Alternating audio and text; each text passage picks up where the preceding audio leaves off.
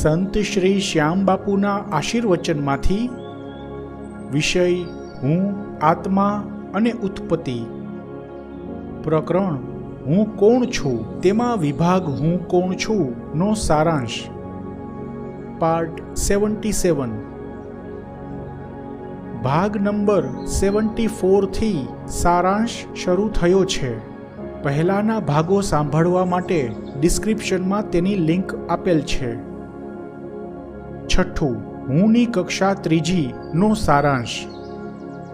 કક્ષા ત્રીજી લાગણીઓ, ભાવનાઓ, ઉર્મિઓ, જજ્બાત, ઇમોશન્સની કક્ષા છે, અનુભૂતિની કક્ષા છે, અહેસાસની કક્ષા છે. ભાવ વિચારો જ માણસને સજ્જન કે દુર્જન બનાવે છે. માણસ લાગણીશીલ હોય કે લાગણીહીન હોય, તે બંને પોતાના જજ્બાતને, મનોભાવને જ પ્રાધાન્યતા આપનારા હોય છે. ત્રણેય પ્રકારની યાદોમાંથી અલગ અલગ રીતે ભાવ વિચાર બને છે. ભાવનાઓ, જજ્બાત વગેરે લાગણીઓનું કેન્દ્ર સ્થાન ભાવ જગત હોય છે. ભાવ જગત માનસિક જગતની ગહેરાઈમાં આવેલું હોય છે. માનસિક જગત આપણે જેને બાહ્યમન, અંતર્મન, બુદ્ધિ, ચિત્ત, અહંકાર વગેરેથી ઓળખીએ છીએ, તે આખું માનસિક જગત હોય છે. એટલે કે માનસિક જગતમાં તે બધું જ સમાઈ જાય છે. માણસનું માનસિક જગત અત્યંત વિશાળ હોય છે, કહો કે અનંત હોય છે, અનેક વિવિધતાઓથી ભરપૂર હોય છે. માણસ જેટલો વધારે જ્ઞાની, માનસિક જગત એટલું જ વધારે વિશાળ અને વિવિધતા ભરેલું હોય છે. સામાન્ય માણસ પોતાના માનસિક જગતનો આખી ભૌતિક જિંદગી દરમિયાન 2 થી 4% જ ઉપયોગ કરી શકે છે, વધારે નહીં. પરંતુ જવલ્લે જ કોઈ માણસ આખી ભૌતિક જિંદગી જ્ઞાનની પ્રક્રિયા દ્વારા માનસિક જગતનો ઘણો વધારે ઉપયોગ કરી શકે છે. માનસિક જગતની વિશાળતા અનંત હોય છે, અપાર શક્તિઓ, સિદ્ધિઓ ધરાવે છે. માનસિક જગતમાં અનેક સ્તરો આવેલા હોય છે, તેને પેટા સ્તર પણ હોય છે. દરેક સ્તરમાં અસંખ્ય વિભાગો હોય છે, તે દરેક વિભાગના પણ અગણિત પેટા વિભાગો આવેલા હોય છે. આ બધાને જોડતી અસંખ્ય સુરંગો આવેલી હોય છે. માનસિક જગતના વૈચારિક મોડેલની સરખામણી જમીનમાં ખોદવામાં આવતી સોનાની ખાણ સાથે કરી શકાય. ખાણની જેમ માનસિક જગતમાં પણ અસંખ્ય સુરંગો બનતી હોય છે. માનસિક જગતમાં અગણિત લાંબી, ટૂંકી સુરંગોની એવી તો ભૂલભુલામણી હોય છે કે મોટા ભાગે માણસ તેમાંથી બહાર નીકળી નથી શકતો. તેના કારણે ક્યારેક માનસિક બીમારી પણ આવી શકે છે. તે ઉદાહરણો આપી સુરંગોનું મહત્વ સમજાવ્યું હતું. માણસ જેમ ભૌતિક જિંદગીમાં આગળ વધતો હોય છે, તેમ માનસિક રૂપથી તેના માનસિક જગતની સુરંગોમાં આગળ વધતો હોય છે અને તે રીતે સુખ કે દુઃખનો અનુભવ કરતો હોય છે. માનસિક જગત કોઈ ભૌતિક ચીજ નથી. માનસિક જગત જ્ઞાનથી બનેલું હોય છે. માનસિક જગત માટે જ્ઞાન એક પરિબળ પણ છે. આ ભૌતિક દુનિયા, બ્રહ્માંડ, મનુષ્ય દેહ, તમામ સૃષ્ટિ વગેરે બધું જ ત્રિપરિમાણીય એટલે કે 3D હોય છે. પરંતુ માનસિક જગત ભૌતિક ચીજ નથી, જ્ઞાન દ્વારા બનેલું હોય છે, તેથી ચેતનરૂપ હોય છે. તેથી માનસિક જગતને પરિમાણોના ભેદ નથી. બ્રહ્માંડના 3 પરિમાણોથી વધારાના પરિમાણોમાં પણ માનસિક જગત વિસ્તરેલું હોય છે. તેથી માનસિક જગતને અંતરનું અકડ આલમ કહી શકાય. માનવીના પોતાના જ્ઞાનની ક્ષમતા પ્રમાણે માનસિક જગતની વિશાળતા હોય છે. તેથી જ્ઞાનની જેમ માનસિક જગતની વિશાળતાનો કોઈ અંત જ નથી. માનસિક જગત 4 પરિબળો દ્વારા બનેલું હોય છે: જ્ઞાન, સમય, ભાવ વિચારો, કાર્મિક ઉર્જા. પહેલું જ્ઞાન. જ્ઞાન અજ્ઞાન દ્વારા સંપૂર્ણ માનસિક જગત બનેલું હોય છે. બીજું સમય. સમય દ્વારા સુરંગોની લંબાઈ નક્કી થતી હોય છે અને સમય તેમાં વહેતો પણ હોય છે. ત્રીજું ભાવ વિચારો. ભાવ વિચારો દ્વારા, વિષયો દ્વારા સુરંગો, વિભાગો, પેટા વિભાગો બનતા હોય છે. અને ચોથું કાર્મિક ઉર્જા. કાર્મિક ઉર્જા દ્વારા સુરંગોની ગુણવત્તા નક્કી થતી હોય છે. જો માણસ માનસિક જગતની સાધના કરી શકે તો ધારે તે જ્ઞાન પ્રાપ્ત કરી શકે, સિદ્ધિઓ પ્રાપ્ત કરી શકે. તેમાં આવતી રૂકાવટ તેના ભય સ્થાનો વિશે જણાવ્યું હતું. માનસિક જગત બ્રહ્માંડની જેમ અંડાકાર હોય છે, પરંતુ સમજવું સહેલું થાય તેથી તેને સોનાની ખાણ સાથે સમજાવ્યું છે. તેને નામ આપ્યું છે તસવ્વુર મેં સોને કી ખદાન. આ રીતે મનનું સ્તર, બુદ્ધિનું સ્તર અને ચિત્તનું સ્તર, ચિત્તના બધા પેટા સ્તર વિશે સમજાવ્યું છે. અને છેલ્લે જ્યારે અહંકારના સ્તર વિશે સમજાવ્યું છે ત્યારે માનસિક જગતને અંડાકાર રીતે સમજાવ્યું છે. માનસિક જગતને સમજવા માટે બે અલગ અલગ મોડેલ શા માટે તે પણ સમજાવ્યું છે. માનસિક જગતની ખાસિયત, વિશેષતા, તે પ્રમાણે માણસનો સ્વભાવ વગેરે વિશે આવ્યું હતું. જ્યારે જેની ઈચ્છા હોય ત્યારે તે મળતું નથી અને જ્યારે તે મળે છે ત્યારે તેની ઈચ્છા રહેતી નથી વગેરે વિશે આવ્યું. માનસિક જગતની રૂપરેખા આવી હતી. હવે આગળ માનસિક જગતનું મનનું સ્તર. માનસિક જગતમાં પહેલા મનનું સ્તર આવે. મનના સ્તરની વિશેષતાઓ: ઔપચારિકતા માટે, સાધારણ વાતચીત માટે, વૈખરી વાણી માટે, બહાર બધા સાથે વ્યવહાર માટે, દરેક સાથે સંબંધો બનાવવા માટે, સંબંધો સારી રીતે જાળવવા માટે, અભિવ્યક્તિ માટે, આદાન પ્રદાન માટે, શરીરના સંચાલન માટે, સંસાર ભોગવવા માટે, બાહ્ય જાગૃતિ માટે, વિવેક, વિનમ્રતા વગેરે માટે હોય છે. સમાજ વ્યવસ્થા માટે, પોતાના વ્યક્તિત્વ વિકાસ માટે હોય છે. મનનું સ્તર અંતર જગત અને બાહ્ય જગત વચ્ચેનું ફિલ્ટર છે.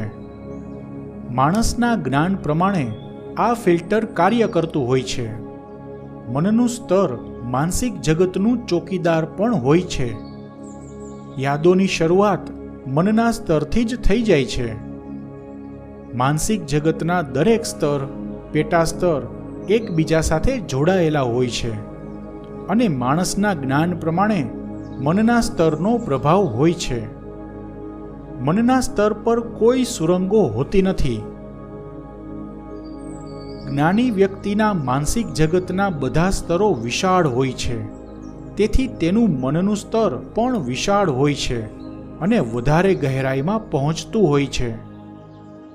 મનનું સ્તર જેટલું વધારે ગહેરાઈ સુધી પહોંચતું હોય તો બાકીના બધા સ્તરો વધુ ને વધુ ગહેરાઈમાં હોવાના.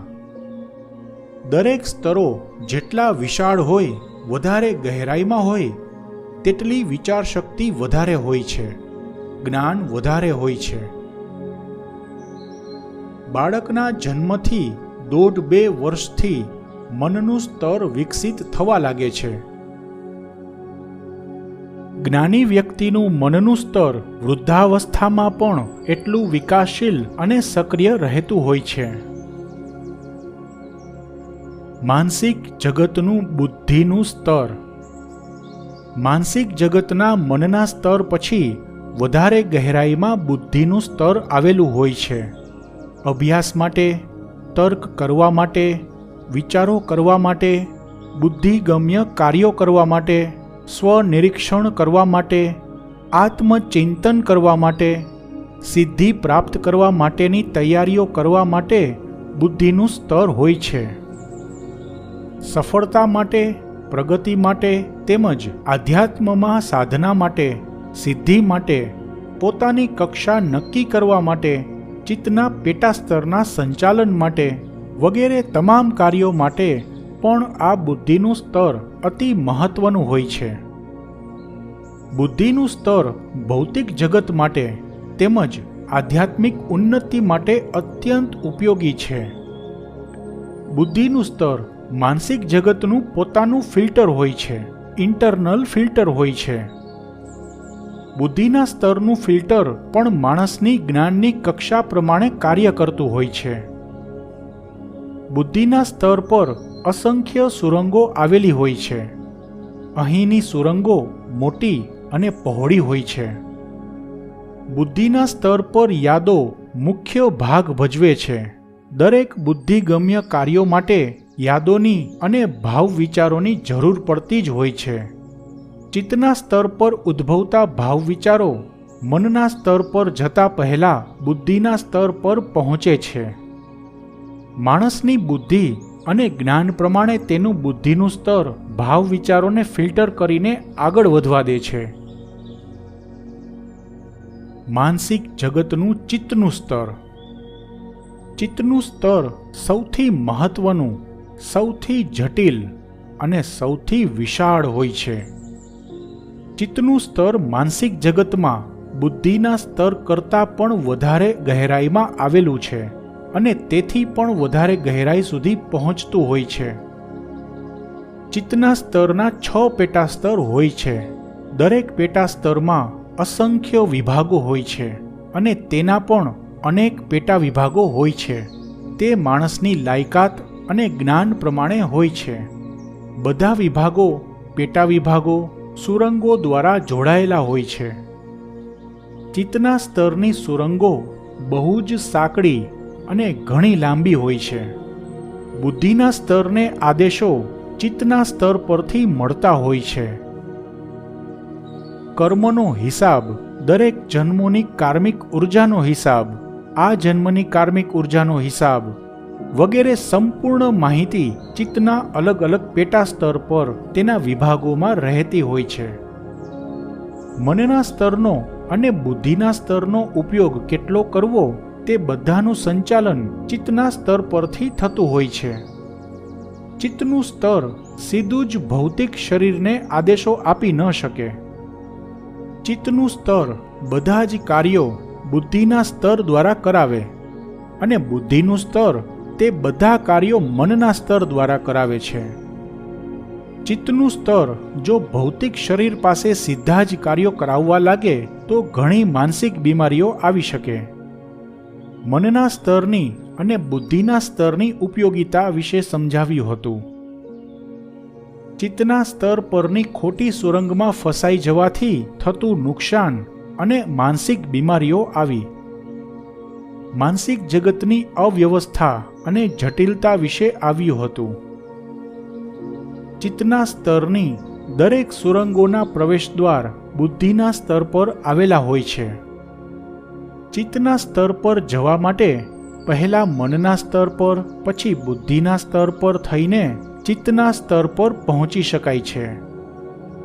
ચિત્તના સ્તર પર જવાની ગંભીરતા, તેના ભય સ્થાનો વિશે સમજાવ્યું હતું.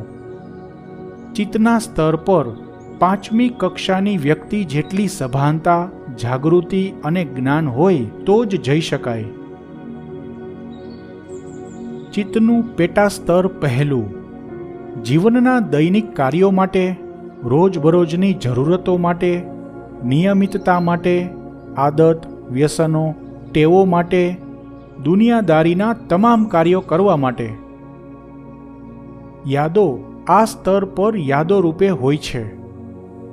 જો માણસે પોતાની ટેવ, આદત, વ્યસન બદલવા હોય, નિયમિતતામાં ફેરફાર કરવો હોય, પસંદગી બદલવી હોય તો આ ચિત્તના પહેલા પેટા સ્તર પર પહોંચવું પડે. બાળક 6 થી 8 વર્ષનું થયા પછી ચિત્તના પહેલા પેટા સ્તરનો વિકાસ થાય છે. ચિત્તનું પેટા સ્તર બીજું. યાદો હવેથી લાગણીઓમાં, ભાવનાઓમાં, જજ્બાતમાં રૂપાંતરિત થતી જાય છે. પછી તે સ્વભાવ બની જાય છે, માનસિક પ્રોગ્રામિંગ થઈ જાય છે. બાળકમાં 1.5-2 વર્ષથી લઈને 6-8 વર્ષની વચ્ચે ચિત્તનું પેટાસ્તર બીજું વિકસિત થતું હોય છે. અહીં સંસ્કારોનું સિંચન થતું હોય છે. બાળકમાં રહેલી કુતૂહલ વૃત્તિ પ્રમાણે નવું નવું શીખે છે. તે પ્રમાણે તે વિષયોના વિભાગો બનતા જાય છે અને તેના પેટા વિભાગો બનતા જાય છે અને તે બધાને જોડતી સુરંગો બનતી જાય છે. પછી તેના આધારે વિચારોની પેટર્ન બનતી હોય છે. માનસિક પ્રોગ્રામિંગ વગેરે બધા પ્રોગ્રામિંગ ચિત્તના બીજા પેટા સ્તર પર શક્ય બને છે. જાણકારી હોય પરંતુ અનુભૂતિ ન હોય તે વિશે સમજાવ્યું હતું. ભાવજગત ચિત્તના આ બીજા પેટા સ્તરથી શરૂ થઈને બહુ આગળ સુધી હોય છે. ચિત્તનું પેટા સ્તર ત્રીજું. ચિત્તના ત્રીજા પેટા સ્તરથી યાદો ભાવમય બનતી જાય છે. સ્મૃતિઓ ઉર્મિઓનું રૂપ ધારણ કરે છે. ચિત્તનું ત્રીજું પેટા સ્તર ભાવનાઓ, ઉર્મિઓ, જજ્બાત વગેરે અહેસાસનું હોય છે, અનુભૂતિનું હોય છે. ચિત્તનું ત્રીજું પેટા સ્તર બાળકના જન્મથી લઈને તે 1.5 કે 2 વર્ષનું થાય તે દરમિયાન વિકસિત થાય છે. આ બધા સંસ્કારો બહુ ગાઢ હોય છે. આ સંસ્કારો સાથે પૂર્વજન્મોની કાર્મિક ઉર્જાનું યોગદાન પણ રહેલું હોય છે, જેથી આ ગાઢ સંસ્કારોમાં ફેરફાર કરવો મુશ્કેલ હોય છે.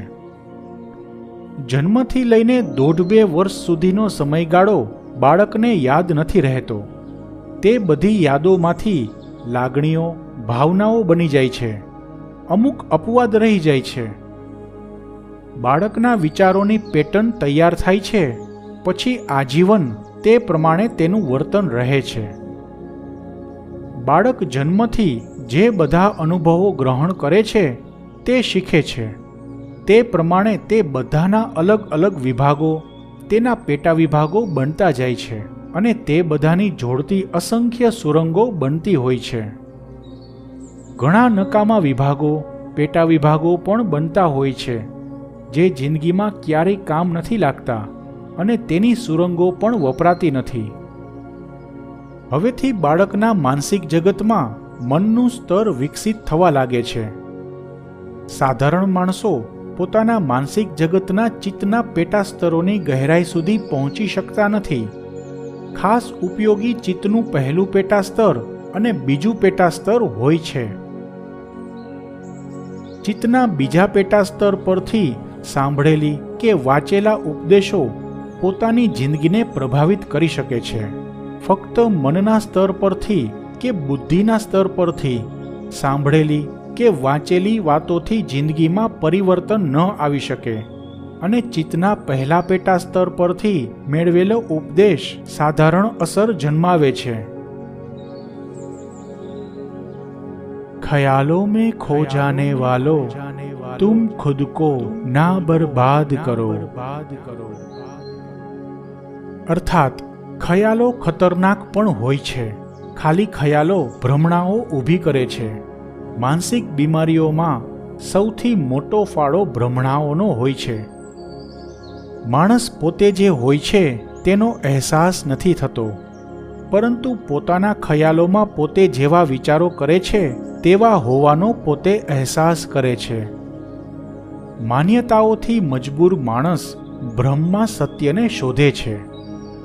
વાસ્તવિકતાથી દૂર ખ્યાલોમાં ખોવાયેલો માણસ ભ્રમણાનો શિકાર બનતો હોય છે. કલ્પનાને કામે લગાડો તો સફળતા પ્રાપ્ત કરી શકાય, પરંતુ સફળતાની ફક્ત કલ્પના કરવાથી સફળતા પ્રાપ્ત ન થાય. આળસુ માણસ ખ્યાલોમાં ખોવાઈ જઈને જિંદગી ખલાસ કરે છે. કોઈ આળસુ માણસ પથારીમાં સૂતા સૂતા અવકાશયાત્રી બની જાય છે, ગગન વિહાર પણ કરી લે છે. તો કોઈ ખ્યાલોના ખલાસી સૂતા સૂતા સાગર ખેડી નાખે છે. તો કોઈ બિચારા ચિત્ર વિચિત્ર કોમ્પ્લેક્સથી પીડાતા હોય છે. કોઈ માણસમાં લઘુતા ગ્રંથિ હોય બિચારાનો જરાક જેટલો વાંક કાઢીએ તો પણ બિચારાને મરવા જેવું લાગે. તો કોઈ વળી ગુરુત્વ ગ્રંથિથી પીડાતા હોય, આવા માણસો ભયંકર ભૂલ કરીને પણ સોરી કહીને હસી કાઢે. ખાલી ખયાલો ખતરનાક હોય છે. આવતા અંકમાં પણ વિભાગ હું કોણ છું નો સારાંશ ચાલુ રહેશે.